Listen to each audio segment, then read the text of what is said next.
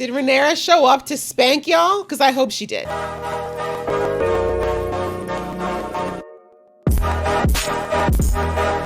Hey guys, it's your girl Aisha, aka GeekXX Chic, and we are back with another reaction to House of the Dragon. We're now into episode 2, which is called The Rogue Prince.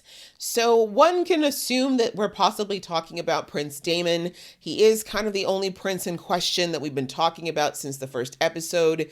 I feel like the season premiere was really good. It definitely set the scene for the kind of world we're living in. It established who our main characters are going to be, and definitely introduced us to some very interesting characters. Let's put it that way. Some that seem like they might be easier to love, while others might be a little bit more challenging. From what we saw in the premiere, I feel like we're going to have a lot of focus on Daemon, a lot of focus on Rhaenyra as well. But I also feel like Rhaenyra is going to be a little bit of a background puppet string puller here.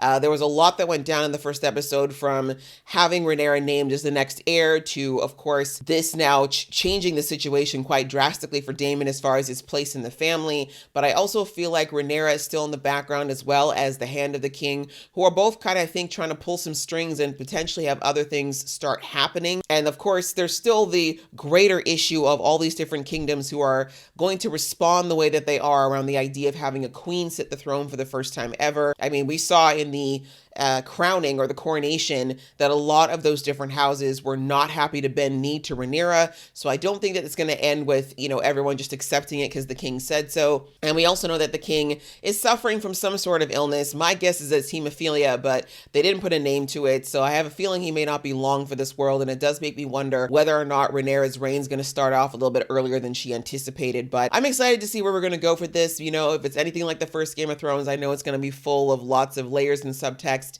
and I am ready for it. So without further ado, let's get into the episode. But before I do, if this is your first time to my channel, welcome. Thank you so much for coming. I do reactions to shows like this. So if you're interested in watching that, please think about hitting that subscribe button and that notification bell as well, so you can be notified when I do more reactions. Also, if you like this video, I'd appreciate it if you showed some love to the like button. It means a lot to me, as well as comments. I love to sorry, I keep choking. Interact with you guys, as well as pick up on anything that I might have missed when I was watching the show. And the same goes for those of you who've come here before. Welcome back. Thank you so much for coming back and showing your support. And if it is in your heart to do, go ahead and join the fam today. We'd love to have you on our march to 10K. All right, that out of the way, guys, let's get into the episode right about now. We finally have an intro. We didn't have one in the first episode. There's a lot of blood. The first one had a lot more in the way of cities rising and falling. This one is just like blood. Happy? Oh, you're still alive. Well, you better hurry up because you're about to be dinner. Oh, never mind. You've been chained there. Last episode, Corus was talking about things happening on the docks, right? Lord Commander, Sir Harold, would like to make haste in finding Sir Ryan. Cerys does not look good. Is it just me, or does he look kind of sickly? The stepsons have now grown into a conflagration, yet you sit here and dither about court business. If you've something to discuss. Ooh! About my ships and my men. The crown will compensate you for your ship and crew and make an offering to the men's family. I don't want compensation. Excuse me, don't talk to the families first, please. What reason does the crab feeder have to fear us? The king's own brother has been allowed. No answer. The stepstones will be settled. In time. You have dragon riders, father. Excuse me, cupbearer. You are not on the throne yet. Send us. Oh, she said, let me fight. Let her fight. It would be a show of force. At least the princess has a plan. Oh, bonding. That's right. You get in with the new queen. That's smart, Corlys. Get in with the upcoming power. There's some better use for the princess's talents, Your Grace. Excuse me? You mean your soon-to-be queen? This knight will protect you as well. You should choose. Why did you even name her the heir if you're not even going to listen to her or give any respect to her ideas? Okay. Corlys, get in there. You know what to do, boy. You know what to do, my guy. While traveling through the King's Wood on his way to King's Landing, Sir Desmond recently brought a would-be poacher to justice. Oh, I'm so impressed. She's like, am I supposed to say something? Like, We thank you for your loyal service to the crown, sir. she's like, I really don't care. I could have done that myself. Do something that I can't. They better be selling all of those pieces as merch, by the way, because I want them. Do any of these knights have combat experience? Beyond capturing poachers. She said in front of them. Oh, Dawn. Son of the steward of the Lord of Black. Yes. And fine as hell. Be welcome, Sir Kristen. To my bed. Come back to the storm now. Sorry. I fought for a year as a foot soldier against the Dornish incursions. Can she stop flirting? Ma'am! Decorum! I choose Sir Kristen Cole. Piri! Let's not be too hasty. Oh, no. She's decided. My father should be defended by a man who's known real combat. Should he not? Argue my logic, I dare you. Well, let us plan Sir Kristen's investiture then. Don't make her repeat herself again. Just want to pitch him off that balcony. This was the Inauguration, where the blood mages worked their craft. Oh, wow. Guess, Alicent's putting in her work. The glory of old Valyria will never be seen again. Thank God. Seven hells. Yeah, you can't afford to cut yourself anymore, sir. Oh, God. She's young enough to be your daughter. Stop it. There are times when I would rather face the Black Dread himself than mine own daughter of 15. That is a father of a teen. Such an easy way about you, Your Grace. Please stop flirting. It's so gross. You do not mention our talks to Rhaenyra, do you? I fear that she wouldn't understand them. No, Your Grace. What is the proper way to explain that you're trying to hit on your daughter's BFF? But your daughter's BFF might end up being her stepmama. No real easy way to just slide into that conversation. He chose you for his heir. He didn't choose me, he spurned Daemon. True. Very true statement, actually. It was done out of spite, more so than recognition that she could be a good heir. I find this is a way to be with my mother. Here in the quiet of the scepter. Really? What would your mother say about the fact that you're trying to seduce a man old enough to be your dad? And for the record, I understand that there's a lot of pressure coming from her father about this, but still.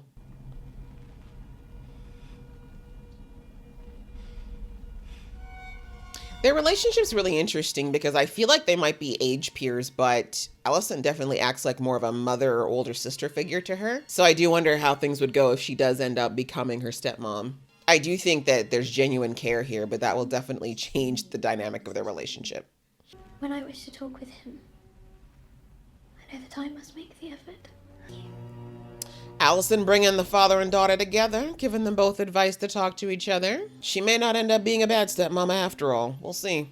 A girl has been named heir to the Iron Throne, the first in its history. The king's brother, so disinherited, has claimed the Targaryen seat on Dragonstone without challenge, and now a foreign power has established a colony in our most critical shipping lane. You paint such an aspirant portrait of my reign. I mean, it's the truth. Do you have a specific course of action to propose, my lord? Actually, I wrote up a presentation. Wed our daughter Laena. Unite the two great surviving Valyrian houses. With the Targaryen dragons and the Valyrian fleet bound in blood, you can show the realm that the crown's strongest days are ahead. Ew. The realm expects you to take a new wife sooner or later, Grace. To strengthen your line and produce more heirs. You could not ask for a stronger match than Laena. Ew, stop whoring out your daughter. Pimping out your own child to a man that's old enough to be her grandfather. Alicent's starting to look like a better option every day. We should be free to speak our minds to one another. You can say whatever you'd like, you are the king. It's not what he meant. He actually cares what you think. Today at small council, Paid no mind. I thought I might have had some insight. You're young. But You will learn. And this is why she doesn't talk to you. Useless. So you really only want to talk to your daughter if she says things you want to hear. Noted. This is our best chance to save the digit. No, Grace?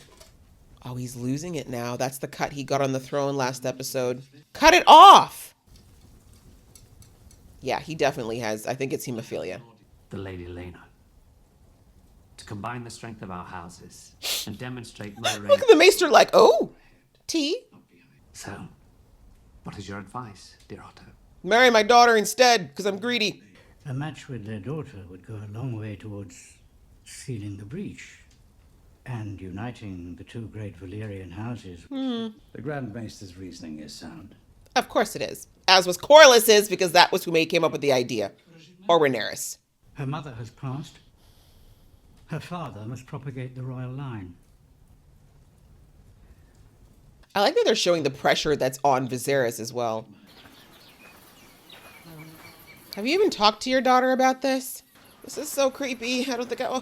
Oh, God, I forgot how young she was. I thought she was a teenager for some reason. She's not even a teenager. With Balerion died the last memory of Valyria of old. No, this is wrong. I can't. Allison, Mary Allison. It would be a great honor to join our houses, as they were in Old Valyria. I would give you many children of pure Valyrian blood, Oh, so God. that they might strengthen the royal line and the realm. Even her having to say these lines is so cringy. What did your mother tell you? I'm disturbed to my core. That I wouldn't have to bed you until I turned 14.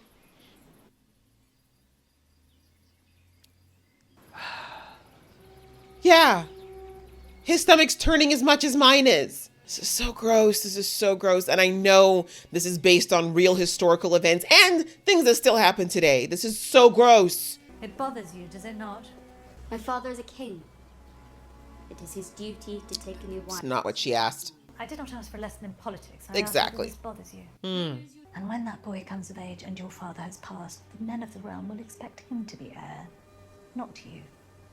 She's got a lot of time to fix that, doesn't she? But the men of the realm already had their opportunity to appoint a ruling queen at the Great Council, and they denied it.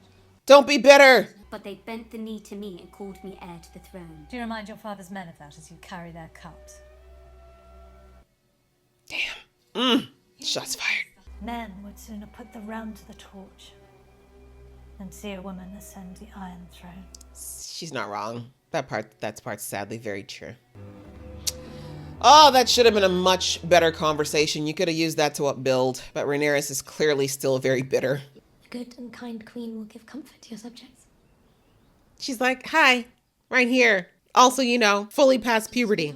I'm sure that she is good and kind, and that she will enjoy your company, as I have, Your Grace. Oh, this whole conversation's so gross. I brought you something. Did she remake that thing that fell? Yeah.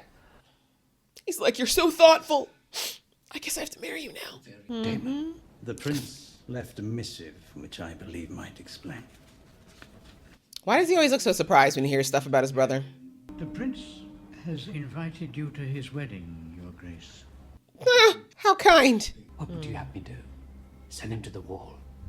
Yes, Perhaps I could put his head on a spike. both. Let me go to Dragonstone. That was probably a mistake, but you fell for his bait, hook, line, and sinker. He knows you very well, Viserys. You're the most comely girl at court. Why do you destroy yourself? It's called stress. Maybe the pressure of my father trying to sell me to the king. I like that she put back on him about whether or not she was going to go see the king. Like, know that I'm not doing this because I want to further your creepy little plot. This is all you, Dad. I forgot how long this damn walkway was. Pack food and water just to make it to the front door. That's a great shot. Wow. Oh, look at that. You've got a greeting party. Did you bring food and water? We've been walking for days. Oh, he came himself. That's a dragon's young you're just tossing about. Where is the king? I don't see him. His Grace would never lower himself to entertain such a mummer's farce. Mama's farce. Sir Crispin, wasn't it? Sir Kristen Cole, my prince. Ah, yes, apologies. I couldn't recall. You Perhaps could. my prince recalls when I knocked him off his horse. Woo! Oh, Crispin, I like you. I like you a lot. Those traditions are for the true-born children of royalty, not for bastards fathered on a common whore. Lady Mysaria is to be my You really don't need to say that. Even if it ends in the death of your unborn child and its mother. God. Are we all done? Did Rhaenyra show up to spank y'all? Because I hope she did. That is an amazing shot. Are we gonna have a dragon fight today? Is it dragon fight time? Okay, but she's only trying to protect her egg though. What are you doing here, princess? Shh.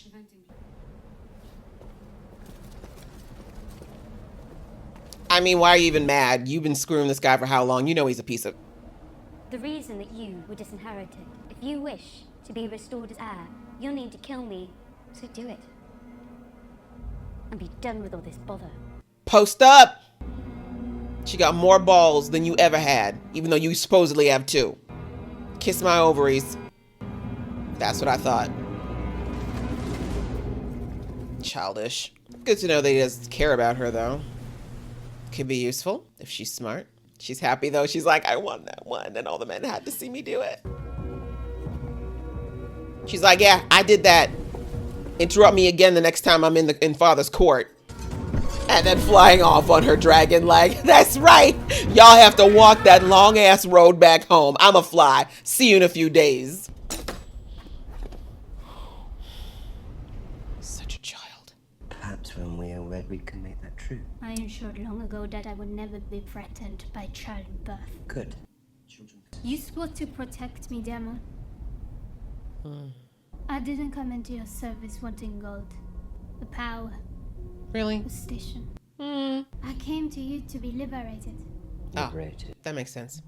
I have come looking for an unencumbered opinion. That's all I would ever give, Your Grace. Lies. You sit upon the highest seat in the realm, Your Grace. Proud men don't like having to look up. I like that line. So true. She comes from unimpeachable Valyrian stock, and she has Targaryen blood. What's to mislike? She is 12. Thank you! Thank you!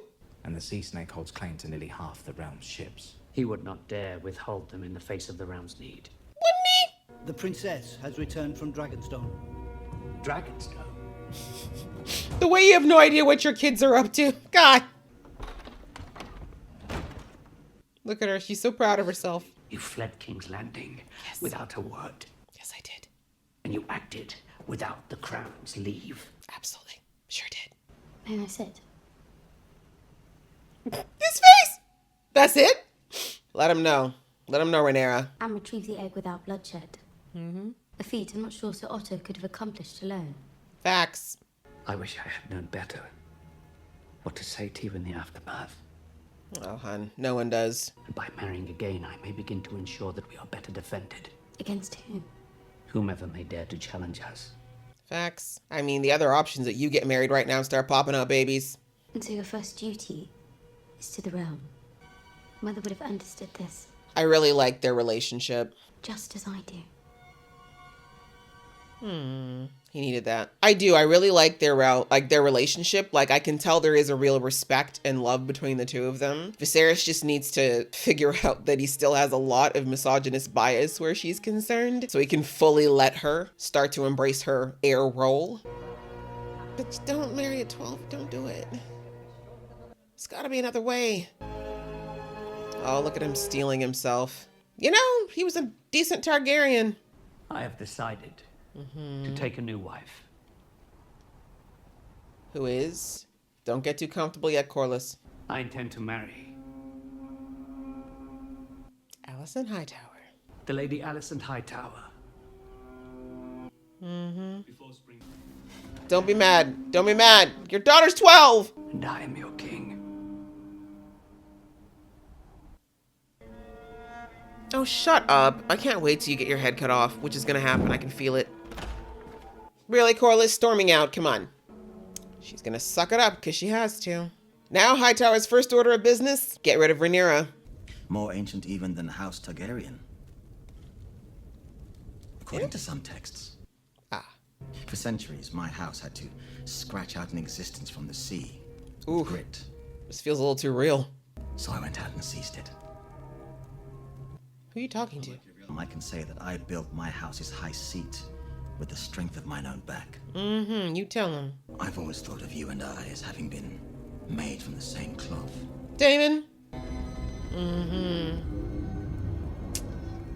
Daemon ain't gonna trust you, though, because why'd you come to him now? Some Mirish prince is feeding Westerosi sailors to the crabs. Oh, Myr. No, it was never my brother's strongest trait. What? Being king. Damn. It's gotta read him like that? If those shipping lanes fall, my house will be crippled.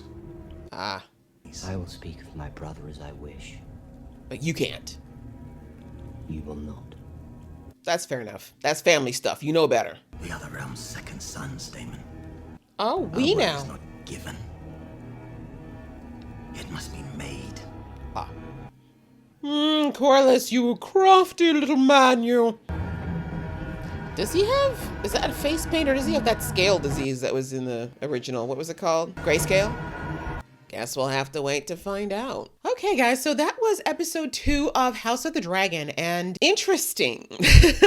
Chess pieces are moving along the board, and while it talks about the Rogue Prince here, and Damon was definitely one of the, shall we say, kicking off points of the episode, I think this was a lot more about Rhaenyra and a little bit of kind of her trying to figure out her way in this new position as the heir, but really not being respected or seen as that. So I think I'm trying to figure out the best way to go through this. I'll talk about Damon first, because even though he was sort of the namesake of this episode, he really wasn't in it that much. And he actually really wasn't like I said, the focal point. He was much more of the event that's going to probably kick off a lot of what goes on for the rest of the series. So we see that he's gone and he's made a chess move, basically, right? He is upset about being exiled for all intents and purposes. He was exiled to Dragonstone. He's upset about the fact that he's no longer supposed to be the heir, but he feels like he's the rightful heir. Really, it's not that crazy of a reach, but we all know that he's upset. And I love that Rhaenyra called it what it was, and that when she said that to Alicent that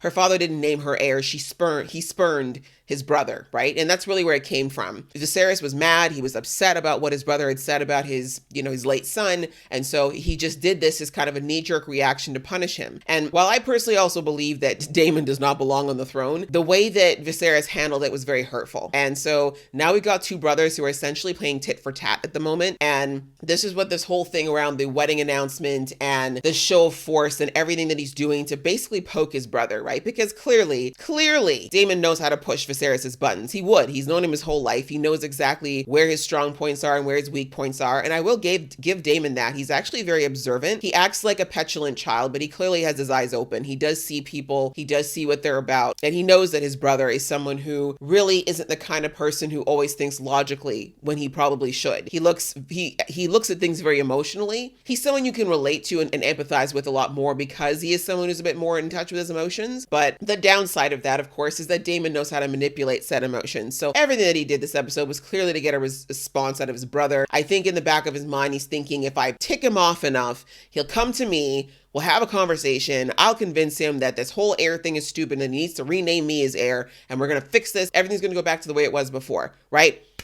Easy peasy, no problem. But he clearly doesn't understand that it can't work that way, right? It's not going to be as simple as the two of them hugging it out at Dragonstone. But I really like that his plan got foiled by a little backup plan he didn't quite account for in Rhaenyra, which I'm going to get to Rhaenyra in a bit. But after that plan clearly fell apart, we also found out that the whole tale that he spun around, what was her name? Mysaria, I think it was, is actually a lie as far as her being pregnant and his intent to marry her. But then as she found out all that whole conversation there on the stairs, like, wait, what? He told everybody we're getting married, that I'm what? She's like, if you're gonna lie, you should at least tell me the plan, sir, so I don't look stupid. And from the sounds of things, she said she would never be, I can't remember the exact words, but she basically said she's never gonna be a mother. She was trying to tell Daemon, like, don't put me in this position because I ain't never gonna have a baby. So if that's what you're expecting from me, then you've gotten the wrong girl. But interestingly, we find out that it looks like whatever she agreed to with Daemon was based on her being able to finally have her freedom. And so it sounds like that's what Mysaria was here for, that she thought she was going to be free from that cycle of being other people's property. But as she found out, she might have just traded out one form of servitude for another, because now that she's locked in this lie, I don't know that she feels safe to leave, right? To just go out there and leave at this point, because now everyone's going to look at her as Daemon's wife to be and potentially the next heir carrier of the house Targaryen. So yeah, it's interesting. She clearly wasn't happy about that. And she said, like, even after all of that too, his whole plan got foiled by Rhaenyra anyway. So it'll be interesting to see how that whole dynamic is going to come about, because I feel like we wouldn't have given her so much time, Mysaria, this episode, unless she's going to come in at some point later on. I'm not sure exactly why. Then again, she might just end up being someone for Daemon, because clearly her and Daemon have an interesting relationship. Like, I noticed that in the first episode and in this one, Daemon acts very childish around her. And I don't mean childish as in like immature, but the vulnerability, the way he leans on her, the way he kind of hides his face. Like, I feel like it's very much, it reminds me of Tyrion and the way Tyrion used to be about his relationships with prostitutes, right? Like, they were almost like mother substitutes. And so I feel like there's going to be a weird little relationship there for the two of them, and that he kind of needs her as like his soft, vulnerable place to land because he doesn't really feel like he's got anybody else he can be that way with. Moving on to Rhaenyra. Rhaenyra was definitely, in my opinion, the star of this episode.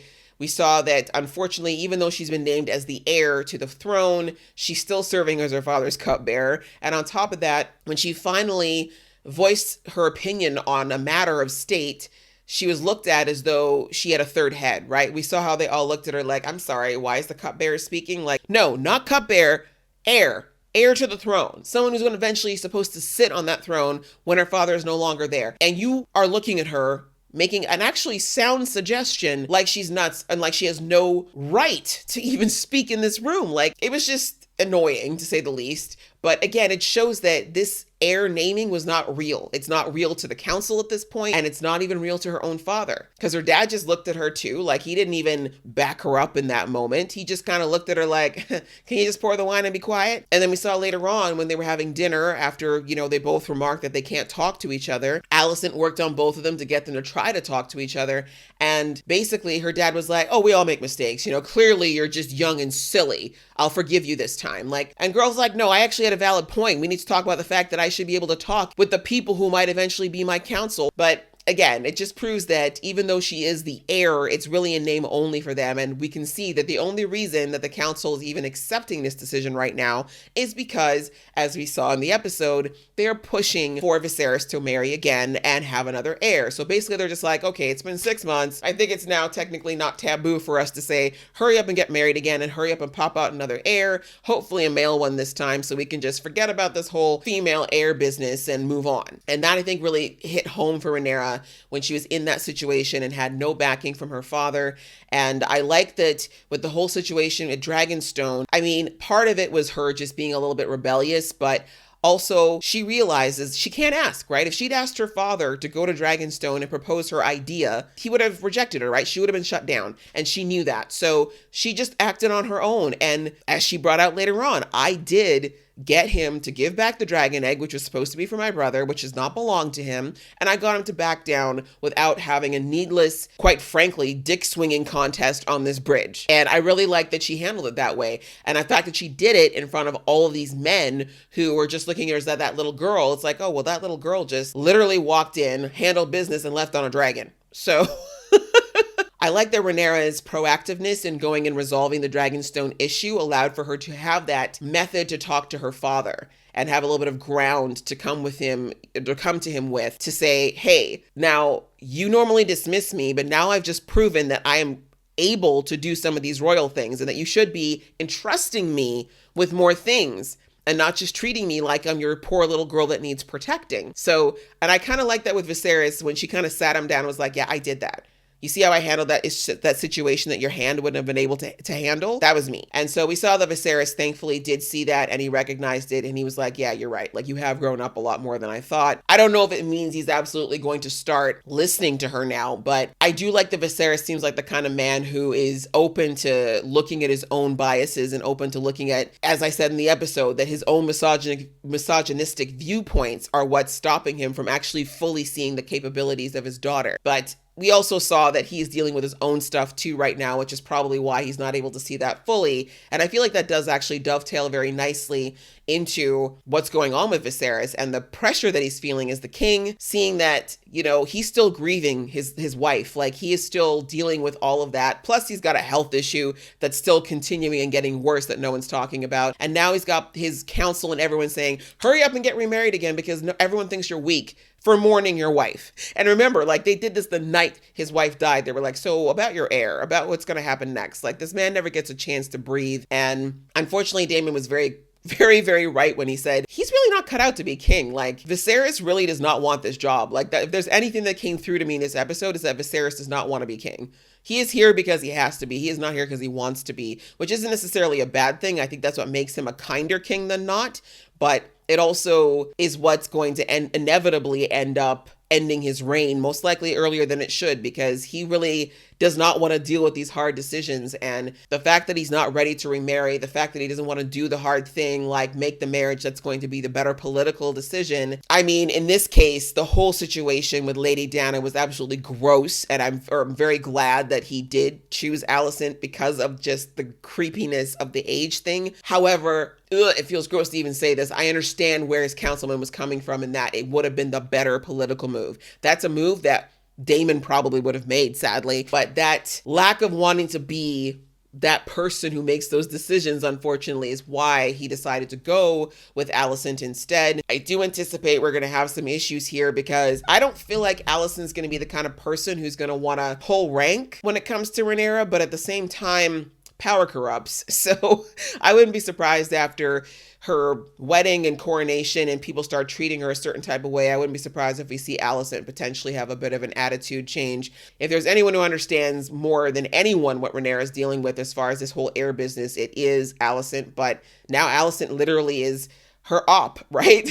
Now Alicent's job is to produce a male heir to effectively replace Rhaenyra. So it'll be interesting to see how their relationship develops as this continues on. And then the final point I wanted to touch on was the little bit that they touched on Rhaenyra. I really like the scene between her and Rhaenyra when the king was walking with Rhaenyra's daughter, or Rhaenyra's daughter, pardon me. And Rhaenyra kind of asks her honestly, like, doesn't it bother you? Right? And again, I don't think it's even so much about the remarriage, but about what the remarriage means and how it's supposed to produce another heir to basically push her out of her position. And Rhaenyra doesn't really know how to answer her. Like, she gives the political answer that she knows she's supposed to, but Rhaenyra is kind of looking for like a kindred spirit, I think, in that moment to be like, do you see how we're both going to get screwed over just by the fact that we're women? But Rhaenyra isn't quite there yet, right? Rhaenyra's a young girl. She still has fresh eyes on what she thinks the future can bring, but you've got Rhaenyra who is bitter, right? She's clearly still holding on to a lot of the resentment over her not being the very first queen. The fact that there's an heir that's been named as a woman and it wasn't her. Like, she should be happy for Rhaenyra, but there is a part of her that's clearly still jealous and upset over the fact that it wasn't her. And as I said in the episode briefly, I'm disappointed that Rhaenyra didn't use this as a better opportunity to help hype up her niece.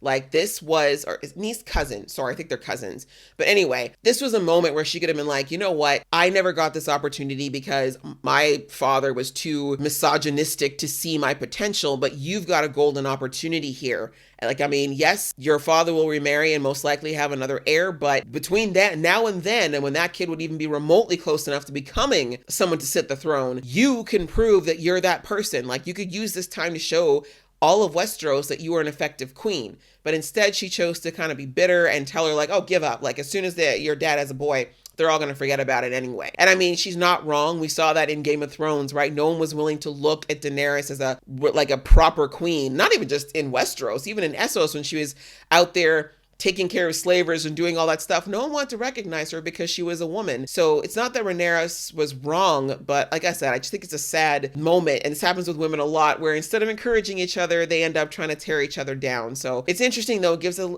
gives us a little bit more insight into Rhaenyra and how she feels and how she thinks. But I am curious as to how she's going to respond. Like, if Rhaenyra actually ends up sitting the throne, I'm very curious to see whether or not Rhaenyra is going to hold on to this bitterness, or she might end up being one of her biggest cheerleaders, because maybe she'll be able to let go of all of that bitterness and actually see an opportunity to steer a woman in a way that'll actually help more women like Rhaenyra to be, better off in the future. Anyway, it was another very interesting episode. Lots going on. I'm sure I missed a few things, but it was super fun to watch. I hope you guys enjoyed watching along with me. If you did, I'd appreciate it if you give this video a thumbs up, and we will see you in the next video.